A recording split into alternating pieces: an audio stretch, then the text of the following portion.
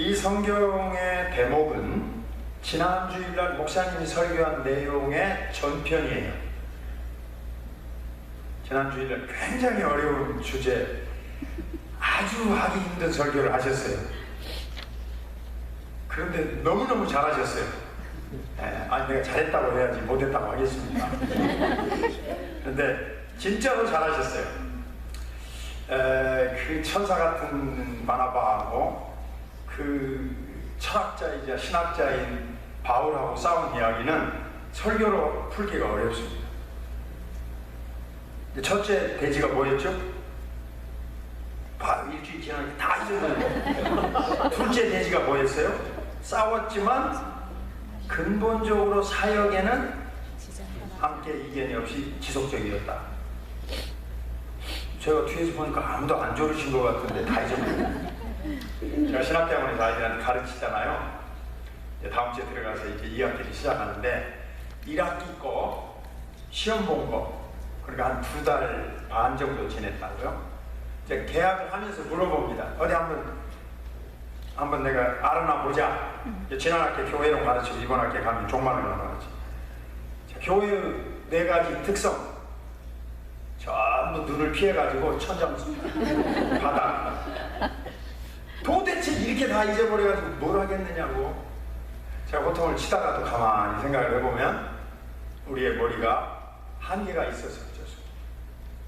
굉장히 중요한 설교, 은혜로운 설교를 하셨어요. 마가라고 하는 요한 때문에 트러블이 생겨서 어떻게 처리해야 할 것을 놓고 두 지도자들 사이에 어려움이 발생해요. 그러면 오늘 제 설교는 그 마가라는 요한은 누구냐고 말해요. 도대체 What kind of guy he was? 왜 이 사람은 중간에 돌아와가지고 이 지도자 둘 사이에 네 편 내 편으로 갈라서게 했느냐고 말이에요. 성경에 황제들이나 왕들의 이름도 건너뛰는 분들이 많고, 여러분이 기억하시는 대로 가나안 복지에 오기 전 400년 에집트에 살았는데 완전히 건너뛰었습니다. 한 명도 이름이 안 나와요. 마가라는 요한은 7번이나 그러니까 시시한 사람. 오늘 제가 그 이유를 목사님 설교하신 전편이에요. 그래서 굳이 뽑았습니다. 이 청년은 어쩌다가 우연히 바나바나 바울의 손에 붙들려서 선교를 하러 갔다. 천만에 이 청년은 하기 싫은데 어쩔 수 없이 선교하시는 분들 뒤따라갔다. 천만에 보통 청년이 아니었어요. 자, 우리 하나프로 조성종 사장님, 연합교회 형제인데 오늘 제가 설교한다고 오셨는데 바로 요 옆에 어디 살아요.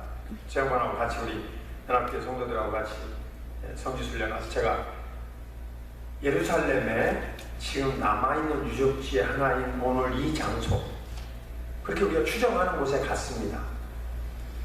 시온 산성에 한쪽 구덩이에 집이 하나 있는데 그곳을 일컬어서 마가의 다락방이라고 말하여지는 곳입니다. 어쨌든 정확한 장소가 아니죠. 2000년이 지났으니까. 하지만 우리는 지금 남아있는 그 집에 가서 보면서 아하, 여기가 3가지 기적이 일어났던 장소였구나 하는 것을 미루어 짐작해 봅니다. 예수님과 관계해서 기가 막힌 일이고,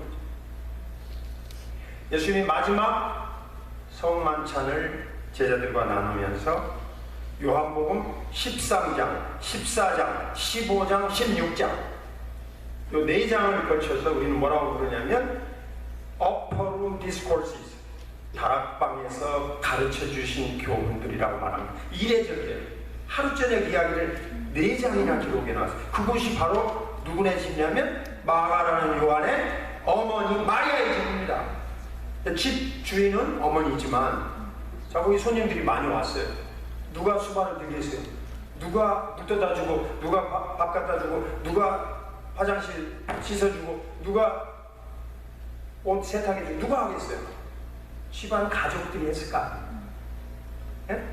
어린 시절부터 이 마가라는 요한은 어머니를 도와서 자기 집에서 예수님이 사도들과 함께 벌이고 있는 구속 역사의 결정적인 순간을 목격하고 들었던 형제예요.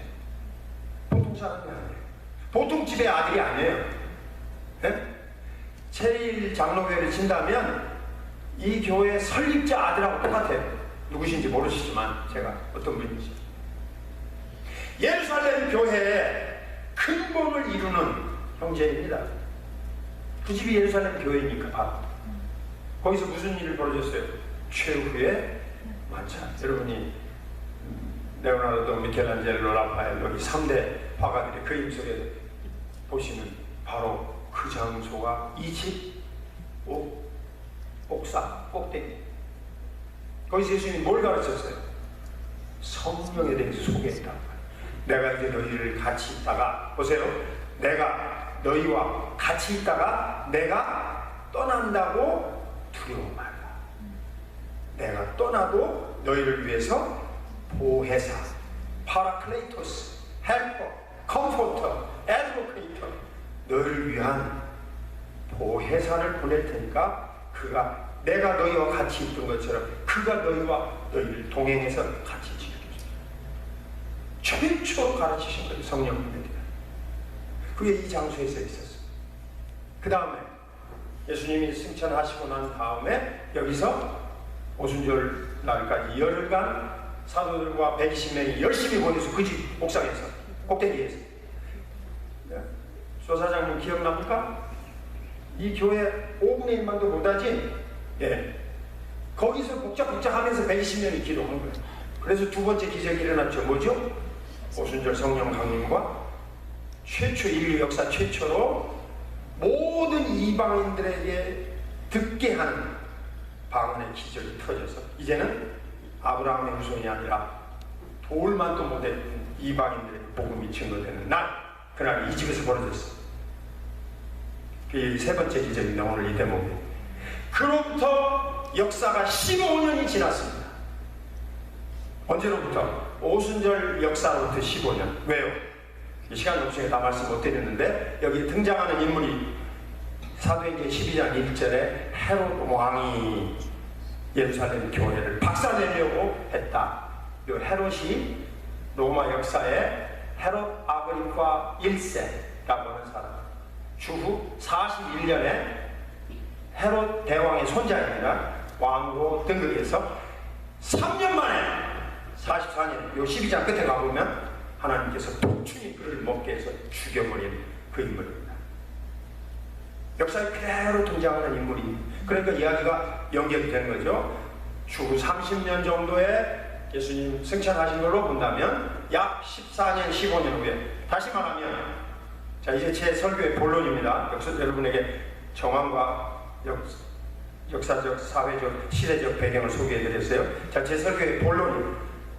첫째는 지금 무슨 상황이 벌어지고 있냐면 헤롯 왕과 예루살렘 교회, 조금 더 크게 말할까요? 세상의 권세를 쥐고 있는 영적인 무리들과 혹은 육체적인 권세를 가진 자들과 하나님과의 대영적 격돌이 바로 이곳에서 벌어지고 있습니다. 어떻게 벌어지고 있죠? 헤롯 왕은 박살내려고, 이거 예루살렘 교회라고 하는 게 여기서 생겼는데 어떤 나라는 3,000명이 회개도 하고 어떤 나라는 거기서 난리가 나기도 하고 이것들을 없애버리면 좋겠는데 왜 이게 예루살렘에 끼어 들어와가지고 내 통치에 복잡하게 만드느냐. 그래서 이 헤롯 아그리파 1세가 이것을 싹 제거시키려고 어떻게 했다고요? 중요한 인물 세 사람 중에 둘을 잡아가뒀어요. 누가 세 사람 중에 한 사람 빠졌죠? 요한만 빠졌죠. 베드로, 요한, 야곱. 요한은 아마 어디가 다른 곳에 가서 둘을 잡아서 감옥에다 집어넣고 즉시 야곱은 죽여버렸죠. 최초의 이 스데반을 이어서 12사도 중에 최초의 순교자. 그 다음에 베드로는 왜 안 죽였다고요? 오순절날 이르기 직전 6월절날 온 유대인들이 보인들 앞에서 본때 있게 죽여가지고, 자, 교회의 지도자들 다 죽었는데 교회가 이기겠느냐? 헤롯 왕권, 세상의 권세, 군세, 군사와 권세의 힘을 보여주려고 하나님을 대적하는 세상 권세가 격돌하고 있는 장면입니다. 이 장면. 광복 70년을 그저께 8월 15일날 보냈는데요. 물론 여기서 멀리 떨어져 계시니까 별 사건이 아니지만 우리 한국도 그런 어려움 속에서 수많은 우리 선배 성도님들이 신사참배 거부하고 감옥에 가고, 우리 선교사님들이 세운 학교들, 병원들 다 문 닫고, 우리도 엄청난 세속 권세의 짓밟힘에 피 흘린 경험을 가지고 있는 거죠. 여기 대목이 바로 그거예요. 그래서 야고보 사도는 즉시 순교해버렸고 베드로는 옥에 갇혀 있습니다. 자, 그러면 아까 그 마가라는 요한의 어머니 마리아를 중심으로 한 예루살렘 교회가 없어지고 문 닫았습니까? 아까 여기 읽어보신 부분에 보면 이들이 말이죠, 참 놀라운 신앙이 했던 걸 볼 수 있어요. 12절 한번 다시 보여줄 수 있나요? 안 되나요? 12절에 보면은 뒷부분에 그 상황에서 여러 사람이 모여서 뭐하고 있다고 나와요? 하나님의 교회를 짓밟습니다. 힘이 없어요. 다 망한 것 같이 보여요. 지도자도 없어요. 예배 인도할 사람이 누가 있어요? 그런데 어떻게 했다고요? 이들은 문 닫지 않고 낙심하지 않고 힘 빠지지 않고 어떻게 했어요? 기도하고. 이것이 예루살렘 교회가 보여주는 모습입니다. 소망도 없고 대책도 없고 방안이 있느냐? 지도자가 있느냐? 아니 이렇게 교회가 쑥대밭이 됐는데, 한마디로 말하면 짓밟혔는데 교회 문 닫아야지 뭐 몇 사람 뭐 하겠어? 누가 하겠어? 우리 모두 그런 말 하잖아요. 누가 헌금을 내서, 누가 돈을 내서, 사람이 어디 있어서 무슨 일 하려고 그래요. 예루살렘 교회가 이렇게 세상에 짓밟히는데 문 안 닫았어요. 방법도 없었어요. 대책도 없었어요. 하지만 마리아를 중심으로 기도하고, 그런 면에서 여기 앉아계신 연로하신 어르신들의 세대에 비하면 우리 젊은 세대들은 믿음의 성숙과 훈련이 안 돼 있죠. 아마 저희 어머님 같으셨으면 기도하고 계셨어요. 저희 어머님도 돌아가셨는데 작년에 어머님 사랑으로서 축복을 받았습니다. 저희 어머님은 제가 군대 갔는데 한국에서 군대 간 날부터 제가 제대할 때까지 하루에 2끼를 금식하셨어요. 한 끼만 잡수셨어요. 하나님 우리 아들 머리카락 하나도 상하지 않고 잘 제대하고 나올 수 있게 주시옵소서. 어떤 분이 졸려고 하셔서 내가 이 말을 하는데 지금 눈 감고 계시는데 눈 떠보세요. 저는 우리 어머님처럼 그런 기도의 삶을 살지 못했어요. 목회자는 됐지만. 여러분 중에 그렇게 기도하신 분 계세요? 더 하신 분도 계시겠죠. 이것이 예루살렘 교회가 우리에게 물려준 신앙의 모습입니다. 대책도 없고 방안도 없고 어떤 아이디어도 없어요. 하지만 딱 한 가지 뭐예요? 기도하고 있어요. 망해가고 있고 절망 가운데 있고 포기하고 있고. 자, 여기서 제가 여러분에게 교훈을 드립니다. 하나님의 역사와 주권과 능력에 대해서 역사의 승리를 확신하시기 바랍니다. 아멘. 그래서 여러분과 제가 가져야 될 역사관이에요. 역사는 오바마 대통령이 주장하는 게 아니고 그 다음 미국 대통령이 주장하는 게 아니라 하나님이 주장하고 계심을 보여줍니다. 아멘. 지금 현재의 상태가 아니에요. 두고 보십시오. 이 사건이 어떻게 벌어집니까? 자, 그럼 이제 두 번째 여기 본문의 말씀을 보면 드디어 기적이 벌어졌습니다. 어떻게 벌어졌죠? 베드로가 기적을 체험하고 옥에서 풀려나서 돌아왔어요. 그랬더니 다 뭐라고요? 이게 진짜냐? 아무도 안 믿었어요.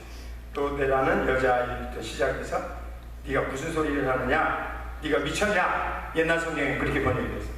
베드로가 감옥에 잡혀갔는데 착고에 채워져서 쇠사슬에 묶여있는데 어떻게 문 밖에 있느냐? 너 미쳤냐? 우리 보통 너무 좋으면 그 말하죠? 너무 좋으면 뭐라고 그래요? 꿈이냐? 생시냐? 그래서 어떻게 해요? 꿈이 아니면 한번 꼬집어 보라고 그래요. 한번 꼬집어 보라고요. 여러분, 이게 바로 그 사건이에요. 전무후무한 사건이에요. 하나님이 베드로는 죽이고 살리고 야고보는 죽였다. 저는 여기서도 조금 공부를 해봤어요. 왜 하나님이 그렇게 했어요? 두 사람의 사도를, 베드로 그 다음에 요한, 야고보 요한 야고보는 세베대의 아들로 예수님 좌우편에 있는 사람인데 왜 베드로는 살리고 야고보는 죽였을까?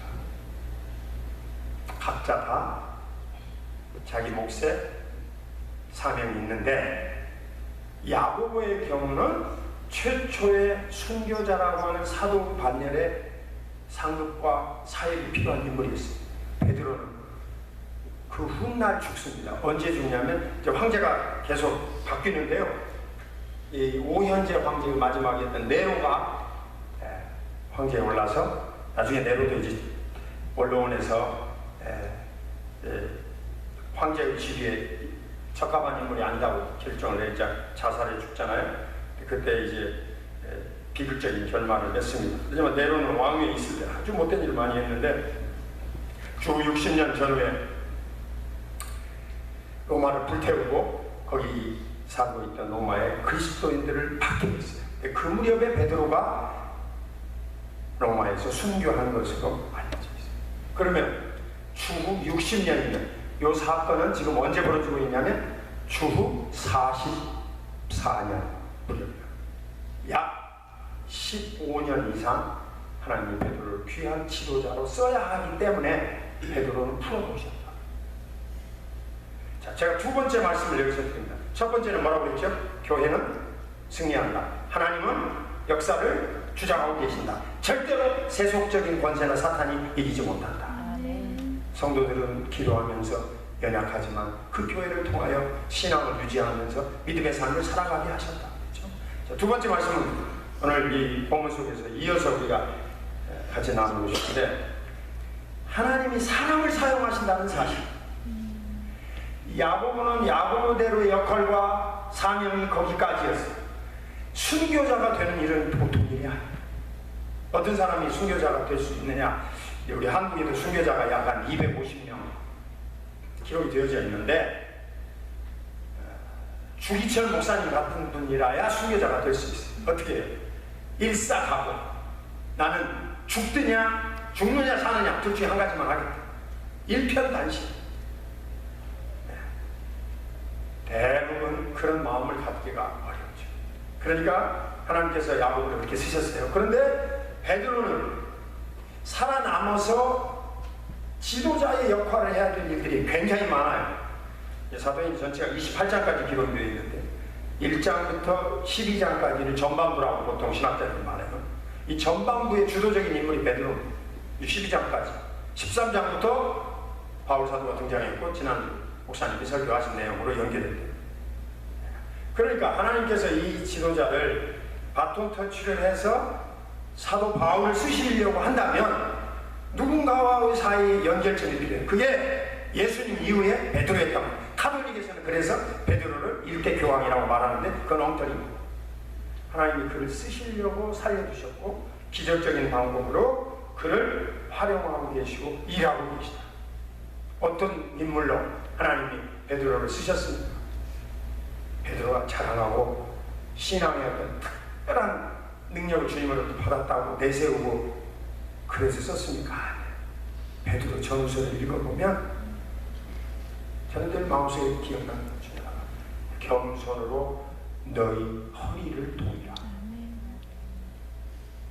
베드로는 예수님 앞에서 수제자 역할을 많이 했던 인물이고 얼마든지 그런 만큼의 말을 할 수 있는 여건과 환경이 많이 있었습니다.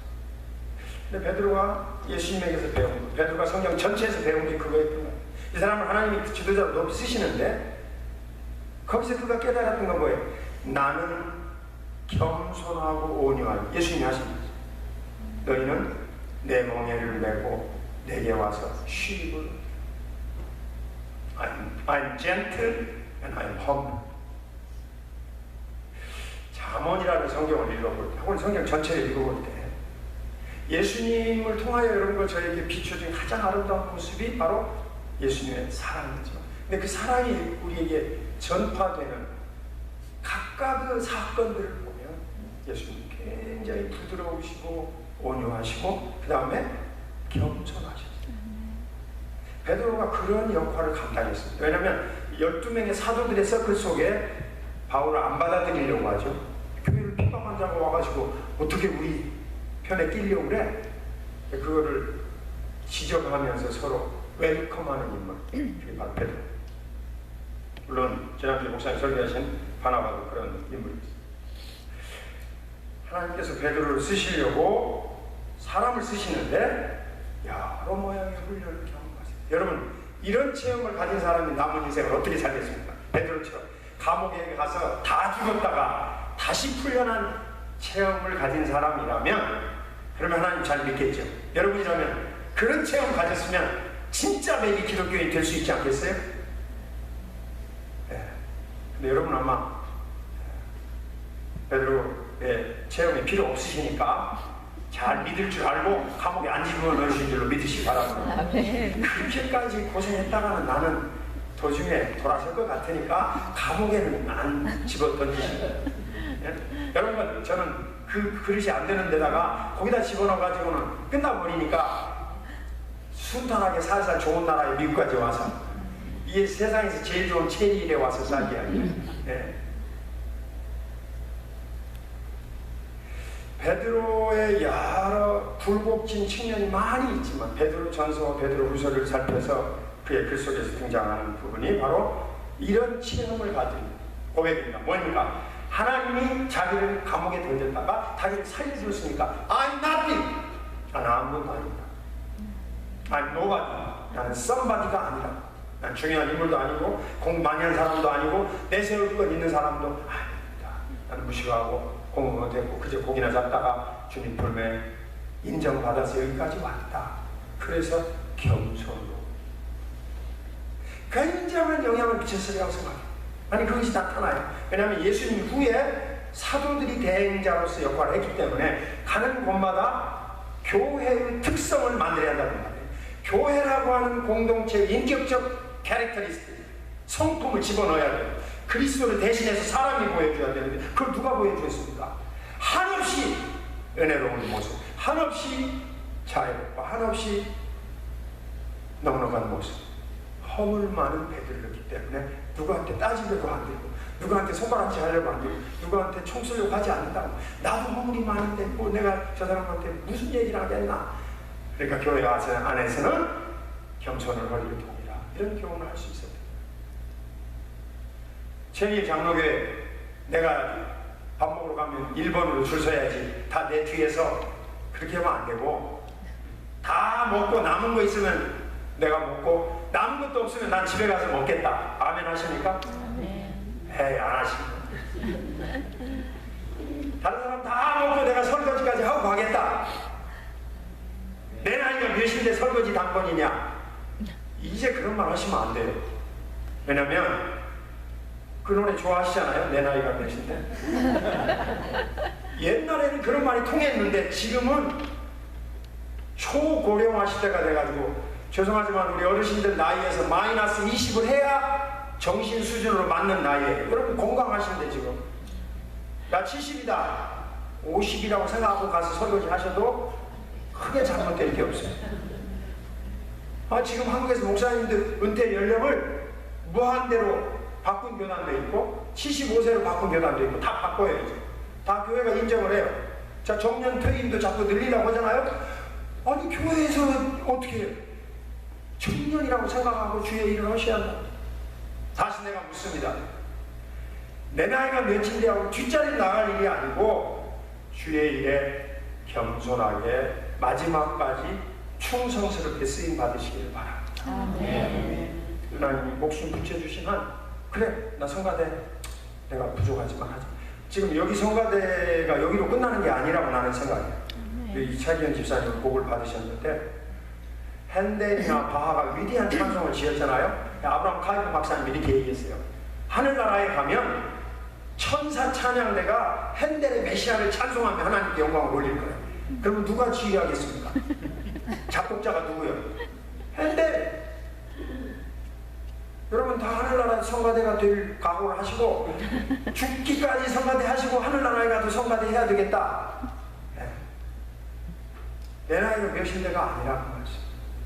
하나님이 더 온유하고 겸손한 그릇으로 나를 써주시기를 바라고 그 진보를 이루시기를 바랍니다. 아멘. 그만 긴 설교를 그만해야 되겠습니다.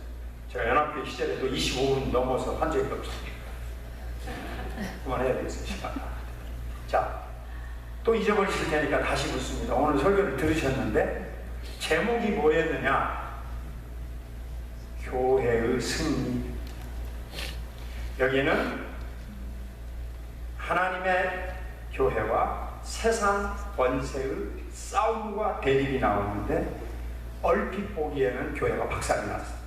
하지만 그 안에 마가라와 요한의 어머니를 중심으로 한 성도들이 모여있던 이 사람들은 기도하고 있어요. 초지일관. 이것이 교회 승리의 원동입니다. 어떻게 하나님이 승리하게 하셨어요? 교회를 박살내려고 했던 헤롯 아그리파 1세 4년 만에 하나님이 독중에 먹게 해서 즉각 처형시키고 말. 역사에 그대로 다 나옵니다. 요세푸스가 자세히 써놨어요. 성경에만 나오는 거 아니에요. 그 다음에 하나님은 그 안에서 이 마가라와 요한을 성장시키시고 그의 어머니 마리아의 봉사를 쓰십니다. 여러분 집에서 15년간 예배를 드린다고 생각해보세요. 사도들이 들락거리고 예수님 들락거리고 죽도록 청소하고 나면 또 밤에 누구 찾아오고 밥 차려줘야 하고 이부자리를 해줘야 되고 주인 도와주는 나그네가 없대요. 옛날 말에. 그럼 예루살렘 수도에 오면 다 이 집에 와서 얻어먹고 자고 가고 빨래하고 그러고 갈 거 아니에요. 그곳이 예루살렘 교회. 그렇게 와서 멋있게 예배드리고 가는 게 아니란 말이죠. 그 시온성의 조그마한 다락방 같은 집이 그곳이 마리아의 집이지만 마가라는 요한이 마가라는 이름을 왜 붙였냐면 헬라의 지배를 300년 받으면서 유대인들이 헬라식 이름을 많이 가졌어요. 그게 마크라는 이름이에요. 원래는 요한입니다. 그런 상황에서도 하나님이 쓰셨다고 합니다. 여기에 등장하는 두 인물 베드로와 야고보가 있는데 한 사람은 순교의 제물을 받으시고 하나님 한 사람은 그 이후에 약 16년간 더 살게 하셔서 글을 쓰게 하시고 지도자의 역할로 만드셨어요. 자, 오늘은 정말 한국 역사로는 뜻깊은 광고죠. 어쩌면 우리 민족 나라를 잃어버리고 일본의 통치하에서 언어 잃어버리고 박살날 그런 상황이었어요. 하나님 우리도 살려주셨고 대한민국을 이렇게 용성하게 만들어주시고 참 전 세계에 선교하는 민족으로 써주신 거 감사합니다. 우리가 가져야 될 마음속에 교회관, 교회에 대한 생각, 이걸 제가 결론으로 말씀드립니다. 여러분 판단에 의해서 교회에 이러고 저러고 결론을 짓지 마세요. 교회는 싸움도 있고 다툼이 있다고 지난주에 배웠어요. 여러분 스스로가 대책 없어, 끝났어, 그런 말 하지 마시오. 내가 가져야 될 교회관이 뭐예요? 교회는 성령님께서 임재하셔서 이 땅에 승리하는 공동체로 지켜나가실 것이라고 하는 사실입니다. 아멘. 나는 그 승리하는 교회 도구로 쓰임받으면 되는 거고 충성하면 되는 거고 은혜 주시는 대로 봉사하고 헌신하다가 상급은 하늘나라에 가서 받게 될 것입니다. 제가 한국에서 지난 마지막 설교한 대목이 뭐였냐면 목사님들이 경상남도 삼천포라는 데서 모여서 해수욕장에 삼천포 잘 가다가 요새 그런 말 하면 큰일 나요. 삼천포 시민들이 와서 데모해요. 왜 우리를 그렇게 구렁텅이 시골 어디로 말하느냐. 그래가지고 삼천포 말 함부로 하면 큰일 나요. 요새는 좋다고 말해야 된다. 어쨌든 그 삼천포 해수욕장에 목사님들 한 200~300명 모였는데 제가 이제 강사로 갔어요. 이 목사님들의 소망이 뭐냐? 내가 그랬어요. 여러분들 여기 대부분 다 총회장 한 번도 못 하실 거고 1년에 한 명씩 되니까 대부분 뭐 큰 교회도 못 하실 거고 자 나이도 들고 이제 대부분 박사를 보내 명예도 못 가지시고 그럼 무슨 재미로 사실 겁니까? 저기 앉은 목사님 어디서 왔어요? 그랬더니 여수에서 왔대요. 오케이 목사님은